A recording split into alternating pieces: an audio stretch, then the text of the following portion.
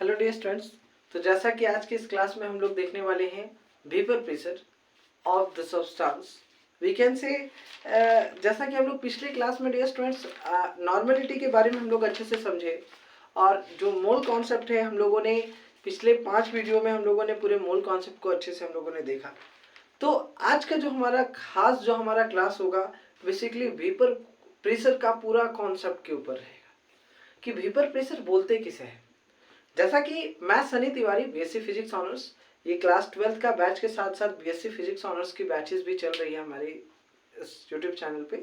जो हमारे इस चैनल पे नए हैं वो चैनल को सब्सक्राइब जरूर कर ले और वीडियो को लाइक जरूर करें। और अगर आपकी कोई फ्रेंड है जो क्लास 12 में है और ये न्यू बैच में अगर मान लीजिए कहीं नहीं कर रहे हैं तो उन्हें इस बैच का लिंक जो हमारे डिस्क्रिप्शन में दिया हुआ है, टेलीग्राम लिंक क्लास 12 का ग्रुप का, आप उस पर जाकर ज्वाइन भी हो सकते हैं और दोस्तों को शेयर भी कर सकते हैं। तो जैसा कि अगर मैं बात करूं वेपर प्रेशर का तो चलिए देखिए वेपर प्रेशर का मतलब क्या होता है। वेपर प्रेशर का ये जो कॉन्सेप्ट है ये पूरा लेते हैं, गेन करते हैं। देखिए वेपर अगर हम बात करें बनता कैसे है, जब हम किसी वाटर को क्या करते हैं, एवोपोरेट करते हैं। जब किसी वाटर को हम क्या करते हैं, एवोपोरेट करते हैं। अगर बाई चांस समझिए क्या है कि मान लीजिए एक ग्लास का एक कंटेनर लिए, एक कंटेनर है हमारे पास, उस कंटेनर में मान लो कि किसी लिक्विड का कोई मॉलिक्यूल्स है, मान लीजिए ये इतना हमारा इस कंटेनर में ए लिक्विड का मॉलिक्यूल्स है, ए लिक्विड का मॉलिक्यूल्स है, ए लिक्विड का कुछ मॉलिक्यूल्स है इसमें, और कुछ मॉलिक्यूल्स मतलब अब वाटर है, अब मान लीजिए कोई लिक्विड है तो वो पूरा यहाँ तक भरा हुआ है, तो कुछ मॉलिक्यूल्स इसका मॉलिक्यूल्स यहाँ पर भी तो कुछ मॉलिक्यूल्स देखने को मिलेगा ना, यहाँ भी तो मॉलिक्यूल्स होगा ना। तो अगर हम बात करें डियर स्टूडेंट्स तो ये जो हमारा जो कंटेनर है जिसमें मैंने एक लिक्विड लिया, जिसका कुछ लिक्विड मॉलिक्यूल्स यहाँ पर मैंने कुछ ए से डिनोट किया है, तो ये जो ऊपर वाला जो मॉलिक्यूल्स है, ये जो लिक्विड मॉलिक्यूल्स है, इसको हम लोग बेसिकली बोलते हैं सरफेस मॉलिक्यूल्स, क्योंकि सतह पे है, ऊपरी सतह पे, इसको हम लोग बोलते हैं सरफेस मॉलिक्यूल्स। और ये जो स्टूडेंट्स ये जो नीचे है, ये जो नीचे वाले मॉलिक्यूल्स का बात कर रहे हैं, इसको हम लोग बोलते हैं bulk molecules. Bulk molecules actually होता क्या है, केस यहां देखने को क्या मिलता है कि जो बल्क मॉलिक्यूल्स है इनमें क्योंकि यहां पर जो है इधर से भी इसको खींचने को देखा, ये कोई फोर्स पे एक्सपीरियंस करता है, इधर से भी कोई फोर्स एक्सपीरियंस करेगा, इधर से भी फोर्स एक्सपीरियंस करेगा, इधर से भी फोर्स एक्सपीरियंस करेगा, चारों दिशाओं से ये फोर्स एक्सपीरियंस करेगा। मतलब इन जो पार्टिकल्स जो मतलब मॉलिक्यूल्स के बीच का फोर्स ऑफ अट्रैक्शन यहाँ ज्यादा देखने को मिलेगा, क्योंकि सभी दिशाओं से यहाँ पर क्या कर रहा होगा, इसको अट्रैक्ट करने का कोशिश करेगा, मतलब इसको सभी दिशाओं से यहाँ पर कुछ फोर्स एक्सपीरियंस करने को मिलेगा, ये इसको है ना, सभी दिशाओं से। बट अगर मैं बात करूं ये जो सरफेस मॉलिक्यूल्स हैं, सरफेस मॉलिक्यूल्स के ऊपर से तो नहीं बट सिर्फ नीचे से जो है, नीचे से ही अधिकतर, चाहे इधर वगैरह से मतलब कि कुछ फोर्स एक्सपीरियंस करने को मिलेगा। तो अगर मैं बात करूं ये सरफेस मॉलिक्यूल्स का, तो सरफेस मॉलिक्यूल्स का यहाँ दो केस देखने को मिलता है। पहला केस कि यहाँ पर जो फोर्स ऑफ अट्रैक्शन इसके ऊपर जो पड़ता है, लेजर फोर्स ऑफ अट्रैक्शन होता है इस मॉलिक्यूल्स के बीच में, जिसके मॉलिक्यूल्स होते हैं, जो सरफेस मॉलिक्यूल्स होते हैं उनके बीच का में अगर बात करें कि लेजर फोर्स ऑफ अट्रैक्शन होता है, क्योंकि मॉलिक्यूल्स की ऊपरी सतह से तो उस पर कोई फोर्स अप्लाई नहीं होता है किधर किधर से भी, बस नीचे से ही होता है, बट नीचे वाले में तो सभी डायरेक्शन से होता है। तो सरफेस मॉलिक्यूल्स में पहला होता है lesser force of attraction, lesser force of attraction. दूसरा होता है इसमें, दूसरा इसमें होता है, पहला पॉइंट क्या कि ये सरफेस मॉलिक्यूल्स है, अब ये सरफेस मॉलिक्यूल्स है तो ये ऐसे ही ऊपर तो नहीं चला गया, दैट मीन्स मेरा कहने का मतलब ये ऐसे ही ऊपर तो नहीं चला गया, ये बहुत धक्का मुक्की खा के गया है ऊपर। दैट मीन्स कि इसमें जो है काइनेटिक एनर्जी भी बहुत ज्यादा देखने को मिलेगा इस मॉलिक्यूल्स के तुलना में। जो सरफेस मॉलिक्यूल्स में काइनेटिक एनर्जी भी बहुत ज्यादा देखने को मिलेगा, दैट मीन्स क्या कि ए मॉलिक्यूल्स के रेस्पेक्ट में ये जो सरफेस मॉलिक्यूल्स है, सरफेस मॉलिक्यूल्स में काइनेटिक एनर्जी भी बहुत ज्यादा देखने को मिलेगा। इस ये मॉलिक्यूल्स के बीच के रेस्पेक्ट में अगर मैं इस मॉलिक्यूल्स का, सरफेस मॉलिक्यूल्स का बात करूं तो काइनेटिक एनर्जी इसमें थोड़ा ज्यादा देखने को मिलेगा, means more kinetic energy than other molecules. यहां तक तो ठीक है, ये 2 पॉइंट था। और इसी को हम लोग बोलते हैं बाबू, क्लास 11 में आप लोग पढ़े होंगे सरफेस एनर्जी, क्लास 11 में आप लोग पढ़े होंगे इसको, सरफेस एनर्जी, कि जो सरफेस मॉलिक्यूल्स है उसमें काइनेटिक एनर्जी ज्यादा देखने को मिलेगा। अब क्या है यहां पर, ये 2 रीजंस के कारण से ये सरफेस मॉलिक्यूल्स क्या होता है, एवोपोरेट कर पाता है। पहला कि लेसर फोर्स ऑफ अट्रैक्शन, दूसरा more kinetic energy as compare to other molecules.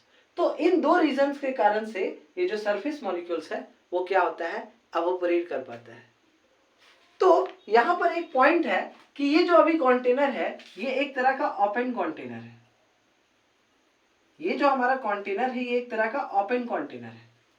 अब ओपन कंटेनर है तो एक यहां पर केस देखने को मिलेगा कि जब वाटर जो है यहां पर एवोपरेट होगा तो जो वेपर्स होंगे एवोपरेट होने के बाद वो एस्केप कर जाएंगे।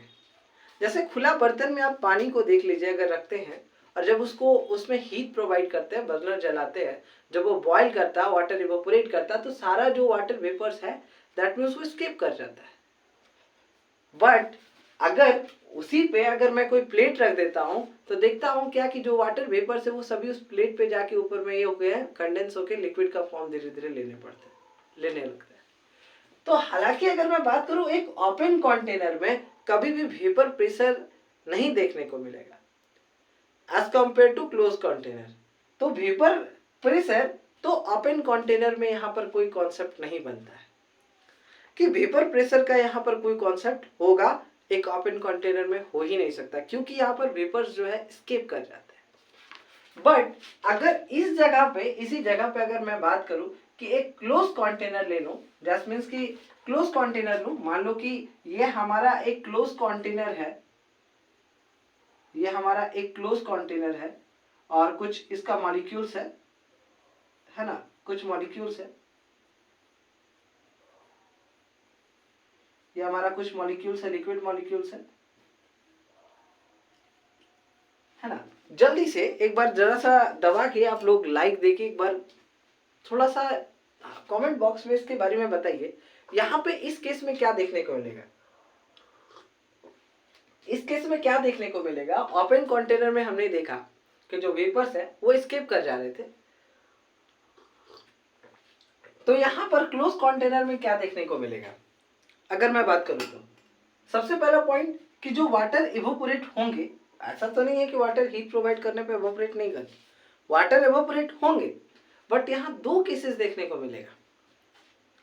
देखिए वो केसेस क्या है, सबसे पहला पॉइंट समझिएगा कि जब हमारा एक क्लोज कंटेनर होगा तो यहां पर 2 केस देखने को मिलेगा। पहला, वाटर तो इवोपोरेट होगा, एवोपोरेशन देखने को मिलेगा, बट दूसरा पॉइंट यहां पर एक दूसरा केस देखने को मिलेगा, दैट इज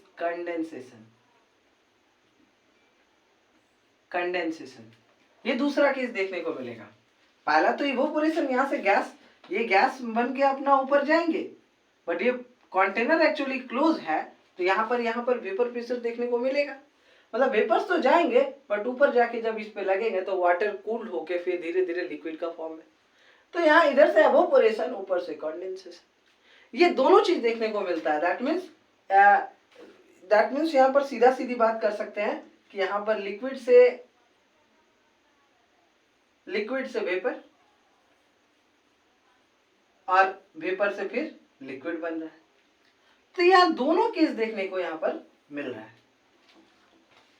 अब उसके बाद बात करें अगर हम डियर स्टूडेंट्स, यहाँ पर एक चीज समझो कि जब ऐसा केस देखने को मिलता है कि एवोपोरेशन के साथ साथ कंडेंसेशन, ये 2 तरह का केसेस देखने को मिल रहे हैं, है ना। तो जब भी ऐसा केस देखने को मिलेगा तो ये एक इक्विलिब्रियम,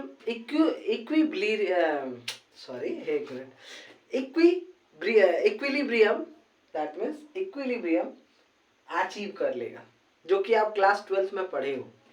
इक्विलिब्रियम है ना, इक्विलिब्रियम ये इसको अचीव कर लेगा जब ये दो केसेस साथ में देखने को मिलेंगे।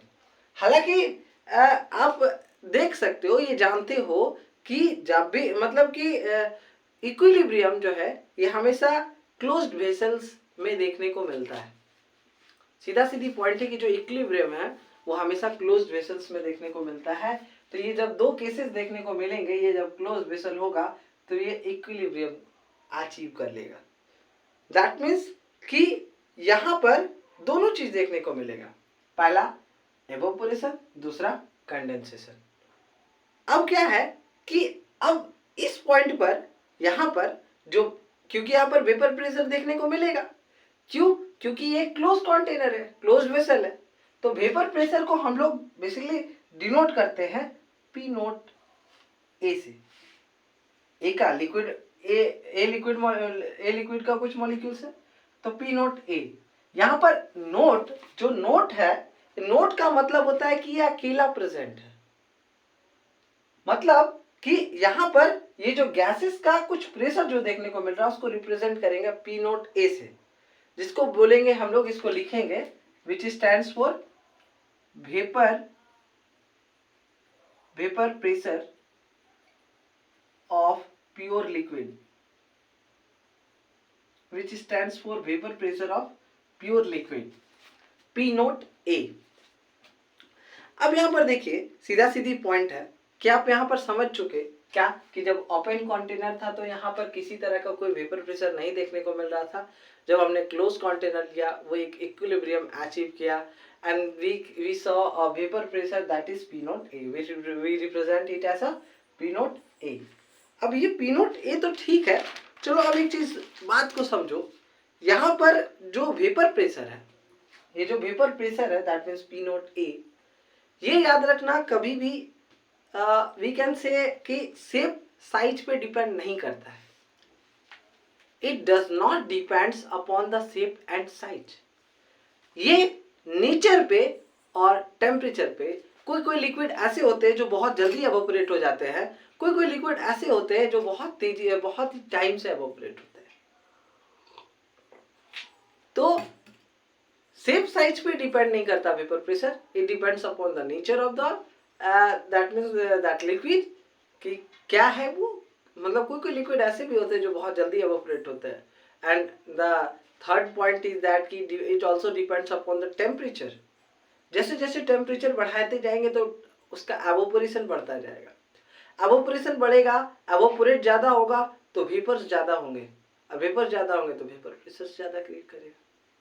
हालांकि देखेंगे, अभी पहले कुछ पॉइंट्स लिखते हैं। पॉइंट्स हमारा ये होगा,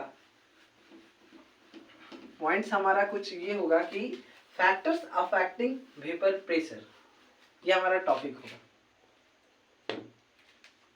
हमारा टॉपिक होगा factors affecting vapour pressure, factors affecting vapour pressure. तो पहला पॉइंट तो हमने क्लियर कर दिया कि इट डज नॉट डिपेंड्स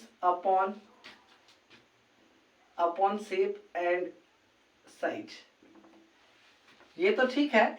दूसरा, it depends upon the nature of the substance, it depends upon the nature of the substance, it depends upon the nature of the substance। मतलब क्या यहां पर समझना, जैसे कुछ एग्जांपल लेते हैं, जैसे कि एग्जांपल में हमने लिया H2O, दैट मीन्स वाटर, हमने एक वाटर लिया एक, और दूसरा लिया सीधा सीधी ethanol, ethanol that means C2H5OH, हमने इथेनॉल लिया। और क्वेश्चन यहाँ पर होगा, क्वेश्चन होगा कि वाटर इवोपोरेट जल्दी करेगा या एथेनॉल जल्दी इवोपोरेट करेगा। तो सबसे पहला पॉइंट हमें एक चीज पता होना चाहिए कि वाटर का एक मॉलिक्यूल 4 हाइड्रोजन बॉन्ड बनाता है। अच्छा पहले अभी उसको छोड़ो, सबसे पहला पॉइंट कि ये जो H2O मॉलिक्यूल है, ये जो H2O मॉलिक्यूल्स है, ये कुछ हाइड्रोजन बॉन्ड बनाएगा। H2 मॉलिक्यूल्स के बीच में हाइड्रोजन बॉन्डिंग करेगा, बनाएगा। ये इथेनॉल, इसमें भी हाइड्रोजन बॉन्डिंग देखने को मिलेगा, इसमें भी हाइड्रोजन बॉन्डिंग देखने को मिलेगा। बट अगर हम बात करें एक वाटर का मॉलिक्यूल में 4 हाइड्रोजन बॉन्डिंग होता है, दैट मीन्स कि ये एवोपोरेट जल्दी से नहीं होना चाहेगा, क्योंकि एक मॉलिक्यूल्स में वाटर का 4 हाइड्रोजन बॉन्डिंग है, दैट मीन्स एक दूसरे को पकड़ के रखने का कोशिश करेगा। और अगर मैं बात करूं इस केस ऑफ इथेनॉल, तो इसका एक मॉलिक्यूल में एक हाइड्रोजन बॉन्डिंग है। तो as compare to water, ethanol में हाइड्रोजन बॉन्डिंग बहुत कम है।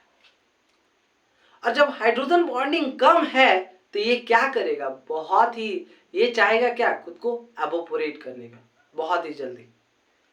दैट मीन्स ये एवोपोरेट होते जाएगा और ये एवोपोरेट होने नहीं चाहेगा, क्योंकि हाइड्रोजन बॉन्डिंग 4 हाइड्रोजन बॉन्डिंग एक मॉलिक्यूल में होता है वाटर का, जिसके कारण से एक दूसरे को पकड़ के रखने का कोशिश करेगा।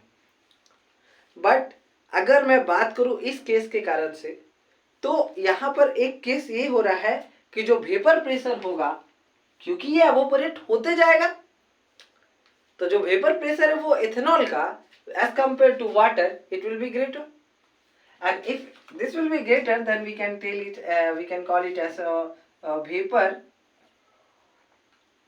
vapor pressure of ethanol, that means C2H5OH is greater than water, that means vapor pressure of water, that means H2O। और जब अगर मैं इस तरह लिख सकता हूँ, that means कि vapor pressure of C2H5OH it is greater it is greater as compared to vapor pressure of H2O, that means we represent vapor pressure as P naught, that means P naught of C2H5OH is greater than P naught of H2O। ये हम इसको लिख सकते हैं, बहुत easy concept है ना।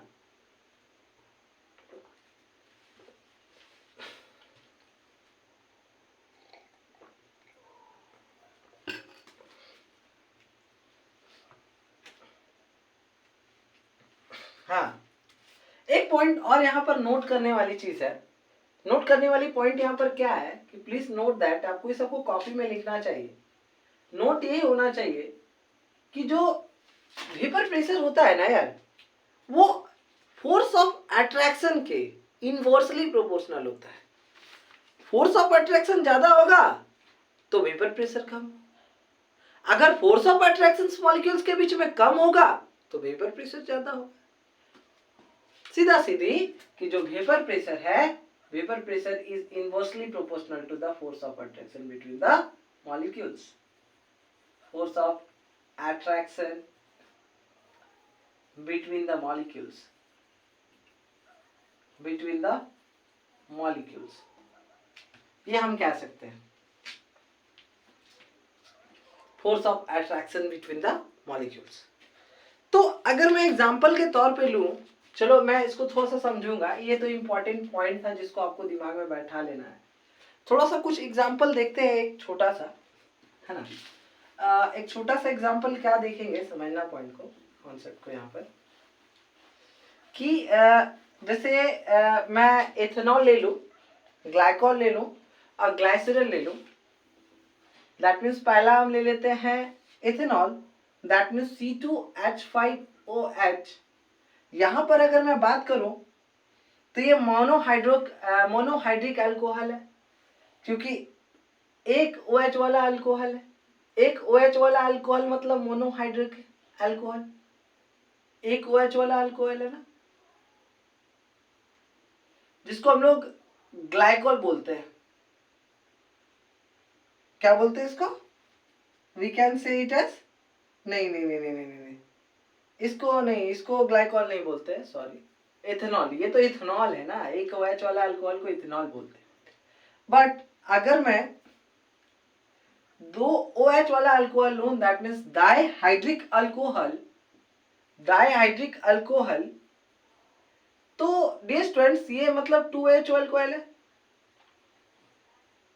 2HO alcohol है, डाइहाइड्रिक अल्कोहल, तो इसको हम लोग बोलते हैं ग्लाइकोल। सीधा सीधी इसको हम लोग बोलते हैं ग्लाइकोल, ग्लाइकोल।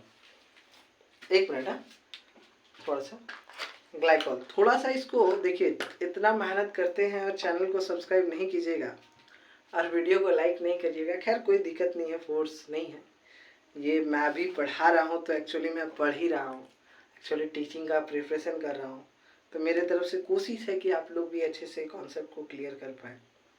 खैर अब आपको जिसमें खुशी मिले, है ना। चलिए, तो चलिए, एकदम बहुत ही इजी कॉन्सेप्ट है, केमिस्ट्री है तो बहुत इजी है, एक ही वर्ड दिमाग में बैठाना है, केमिस्ट्री है तो बहुत ही इजी है, चाहे क्लास 11 हो चाहे क्लास 12 हो। हालांकि पिछले सत्र में मैंने नहीं पढ़ाया एक भी बैच, यह हमारा फर्स्ट बैच है online class 11 12।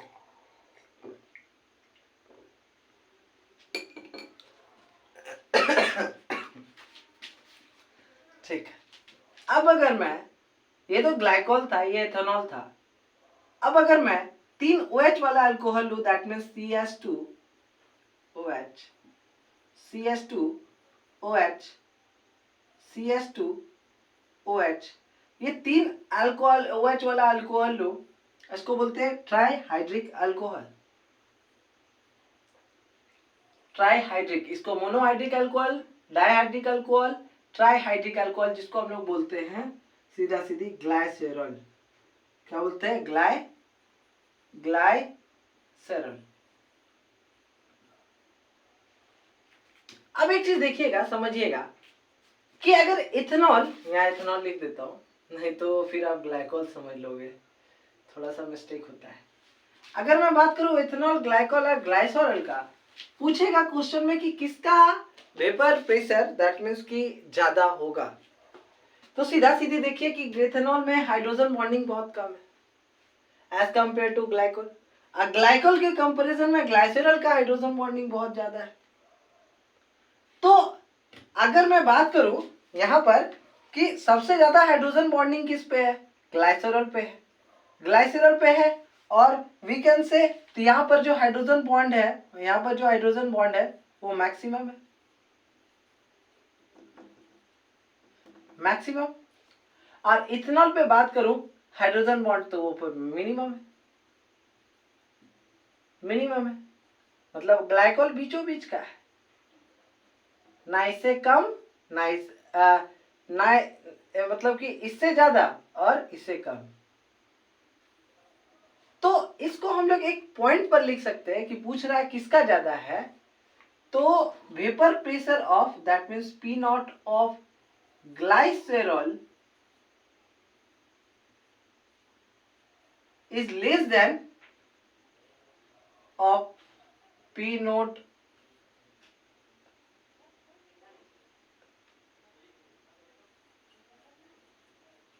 glycol as is less than from P naught of ethanol।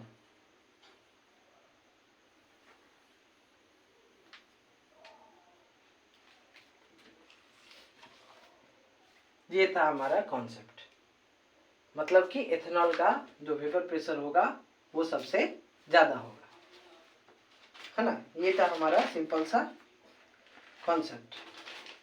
अब कल के क्लास में हम लोग स्टूडेंट्स डिस्कस करेंगे, हम लोग का कल का जो क्लास होगा, कल के क्लास में हम लोग डिस्कस करेंगे ये जो सब्सटेंस है, इसको डिवाइड किए हम लोग 2 क्लास में।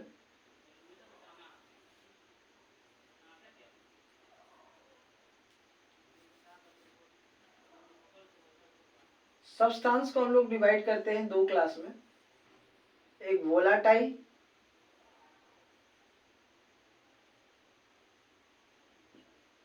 वोलाटाइल और दूसरा नॉन वोलाटाइल में। हालांकि वोलाटाइल किसको बोलते हैं, नॉन वोलाटाइल किसको कहते हैं, और उसके बाद वेपर प्रोसेसर ऑफ सॉल्यूशन, ये हमारा कॉन्सेप्ट नेक्स्ट क्लास का होगा। तो अगर आपको ये वीडियो हमारा अच्छा लगा तो चैनल को सब्सक्राइब जरूर कर लें, वीडियो को लाइक कर लें। मिलते हैं हम लोग नेक्स्ट क्लास में, और ग्रुप का लिंक जो है आपका डिस्क्रिप्शन में दे रखा है, आप ज्वाइन हो सकते हैं। Thank you very much.